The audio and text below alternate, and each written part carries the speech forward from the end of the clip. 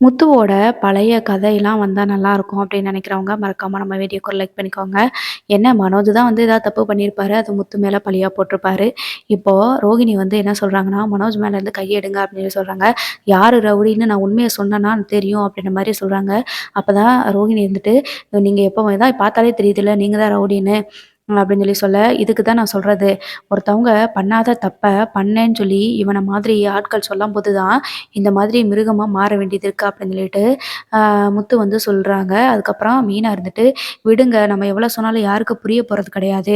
கிறிஷ் வந்துட்டு நம்மள மாரி மாறிறக்கூடாது அப்படின்றதுக்காக நம்ம கஷ்டப்பட்டுட்டு இருக்கிறோம். ஆனா அத வந்து பெத்தவளுக்கும் தெரியல. அவளுக்கு பணம் சம்பாரிக்கிறது தான் பெருசா இருக்குது. மத்தவங்க யாரும் புரிஞ்சுக்கிறவும் மாட்டாங்க. ஆனா நம்ம அப்படியே விட முடியாது இல்லையா?" அப்படின்னு சொல்லி மீனா சொல்றாங்க. "ஆமா மீனா, அந்த அளவுக்கு நான் பாதிச்சிருக்கேன். ஒரு அம்மா பாசம் கிடைக்காம அந்த குழந்தை எப்படி வளருங்கிறது எனக்கு மட்டும் தான் தெரியும். அந்த மாரி ஒரு இது வந்து அவனுக்கு கிடைச்சிறக்கூடாது. அப்படி ஒரு வாழ்க்கை வந்து அவன இழுத்துட்டு போயிறக்கூடாதுன்றதுனால தான் நான் இவ்வளோ தூரம் போராடிட்டு இருக்கேன்." அப்படின்ற மாரி சொல்றாங்க. இந்த நேரமாவது ரோகிணி வந்துட்டு கொஞ்சமாவது மனசாட்சியோட நடந்துக்கிறணும். இப்பயுமே வந்து முத்துவையும், மீனாவையும் தான் திட்டி ஏதாவது சொல்லிட்டு இருக்கிறாங்க. நாளைக்கு என்ன சொல்ல போறான்னு தெரியலையே! அவன் ஏதாவது ஒண்ணு பண்ணி வச்சுட்டான் அப்படின்னா, என்ன டெஸ்ட் வைக்க போறாங்கன்னு தெரியல. ஏதாவது பண்ணி வச்சுட்டா அவ்வளதான். அதுக்கு முன்னாடி முதல்ல போய் அஜயோட அப்பா பார்த்து நம்ம பேசிட்டா என்ன? மகேஸ்வரிய விட்டு பேச சொல்லுவோம் அப்படின்னு சொல்லிட்டு யோசிக்கிறாங்க. உடனே வித்யா வீட்டுக்கு வராங்க. ஸோ வித்யா வீட்டுக்கு வந்ததுக்கப்புறமா, அ எனக்கு இருக்கிற டென்ஷனுக்கு நான் என்ன பண்ணுவேன்னே தெரில. இந்த முத்துவும், மீனாவும் என்னதான் பண்றாங்கன்னு எனக்கு ஒண்ணுமே புரியல அப்படின்னு சொல்லி சொல்ல, உடனே மகேஸ்வரி இருந்துட்டு, "என்னதான் சொல்ற நீயி? அவங்க வந்து நல்லது தானே பண்ணிட்டுருக்காங்க. கிருஷ்ண எப்படியாவது இந்த பிரச்சனையிலருந்து காப்பாத்தணும்னு தானே நினைக்கிறாங்க" அப்படின்னு சொல்ல, மறுபடியும் "இப்ப பாரு உன் வீட்ல தான் விட்டுருந்தேன் கிருஷ்ண. இப்போ கூட்டிட்டு போயி அவ மீனா அவங்க அம்மா வீட்ல விட்டுருக்கா. இப்ப என்னதான் பண்றது? நான் அவன்கிட்ட எப்படி பேசுறது? உன் வீட்ல இருந்தாலாவது நாளைக்கு ஏதாவது டெஸ்ட்டு அப்படி இப்படின்னு சொல்லி சொல்றாங்க. என்ன பண்ணணும், ஏது பண்ணணும்னு நான் சொல்லிக் குடுத்துருப்பேன். இப்ப அவ வீட்ல வச்சுக்கிட்டு நான் போய் அங்க போய் எப்படி பேசுறது அப்படின்னு சொல்ல, அவங்க பாடம் சம்மந்தமா எதுவும் வைக்க மாட்டாங்க ரோஹிணி. நீ வேற ஏன் இப்படி ஃபீல் பண்ற? ஏதாவது மறுபடியும் இந்த மாரி ஏதாவது பண்றானா? அவன் கோவத்துல பண்ணிட்டானா? அப்படின்றதுக்காக கூட அவங்க டெஸ்ட் பண்ணலாம்ல அப்படின்ற மாரி சொல்றாங்க.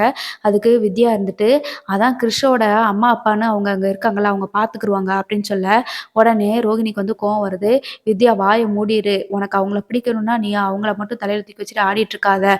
எல்லாத்துக்கும் காரணமே அவங்க தான் அப்படின்னு சொல்ல, ஆமா, ஆமா. இப்ப கிறிஷ் ஜெயிலுக்கு போறதுக்கு கூட காரணம் அவங்க தான் பாரு அப்படின்னு சொல்லவுமே, கோவத்துல போய் வித்யாவோட கழுத்த நெரிக்கிறதுக்காக ரோஹிணி வந்து போறாங்க. நீ என்ன வேணாலும் சொல்லிட்டு போ. முத்துவும், மீனாவும் இருக்கிற வரைக்கும் தான் கிறிஷுக்கு பாதுகாப்பு. அவங்களையுமே அவங்க கிட்ட இருந்து நீ கிறிஸ பிரிச்சுட்டன்னு வச்சுக்கோயேன், கண்டிப்பா இன்னைக்கு இல்லைனாலும் என்னைக்குனாலும் அவன் அப்படி சிறுவர் சீர்திருத்த பள்ளிக்கு தான் போவான் அப்படின்னு சொல்லிட்டு சொல்றாங்க. உடனே ரோஹிணி வந்துட்டு, "இனிமே உன் வீட்டுக்கு வந்தா என்னன்னு கேளுடி" அப்படின்னு சொல்லி சொல்றாங்க. நான் தான் வராதன்னு தானே சொல்றேன். எதுக்கு வார? அப்படின்னு சொல்லி சொல்ல, உடனே மகேஷ் இருந்துட்டு, "நீங்க 2 பேரும் சண்டை போடுறத கொஞ்சம் நிப்பாட்றீங்களா? என்னதான் நடக்குதோ அத மட்டும் கொஞ்சம் கவனிங்க. இப்ப கிறிஸோட லைஃப்ப மட்டும் பத்தி யோசிங்க." அப்படின்னு சொல்லும்போது, கிறிஸோட லைஃப்ப நம்ம எதுக்கு பத்தி யோசிக்கணும்? அதான் பெத்த தாயே இங்க நின்னுட்டு இருக்காளே! எதுவுமே பண்ணாம. பையன் ஜெயிலுக்கு போக போறான். அத பத்தி கொஞ்சம் கூட வருத்தப்படாம, இன்னமுமே ஓடி ஒளிஞ்சுகிட்டு இருக்காளே! அப்படின்ற மாரி சொல்றாங்க. அவளோட ஈகோ தான் வந்து முத்துக்கிட்டயும், மீனாகிட்டயும் பேச முடியாம தவிக்குது. யாரோ ஒருத்தவங்கன்றதுனால தான் கிறிஷ வந்து காப்பாத்தணும்னு நெனைக்கிறாங்க. அதே இது என் பையன் தெரிஞ்சிருந்தா, கண்டிப்பா அவங்க மாட்டி தான் விட்டுருப்பாங்க அப்படின்னு சொல்லி சொல்ல, அவங்க ஒண்ணும் அப்படிப்பட்ட ஆள் கிடையாது. ஒருவேளை நீ கூட அப்படி இருக்கலாம். ஆனா அவங்க அப்படிப்பட்ட ஆள் கிடையாது அப்படின்னு சொல்லிட்டு வித்யா மறுபடியும் முத்துவுக்கும், மீனாவுக்கும் சப்போர்ட் பண்றாங்க. நீ வேணா பார்த்துக்கிட்டே இரு. கிறிஸ வந்து நல்ல வாழ்க்கை நல்லபடியா அவங்க வாழ வைக்கிறதுக்கு அவங்க கையில தான் இருக்கு. அவங்க தான் வாழ வைப்பாங்க.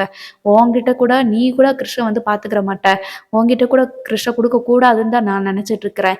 முத்துக்கிட்டயும், மீனாகிட்டயும் கிறிஷ் வளர்ந்தான்னா, அவன் நல்ல ஆளா வளருவான் அப்படின்ற மாதிரி சொல்றாங்க. அதுக்கப்புறமா "போதும் வித்யா" அப்படின்னு சொல்லிட்டு அங்கருந்து கிளம்பிர்றாங்க.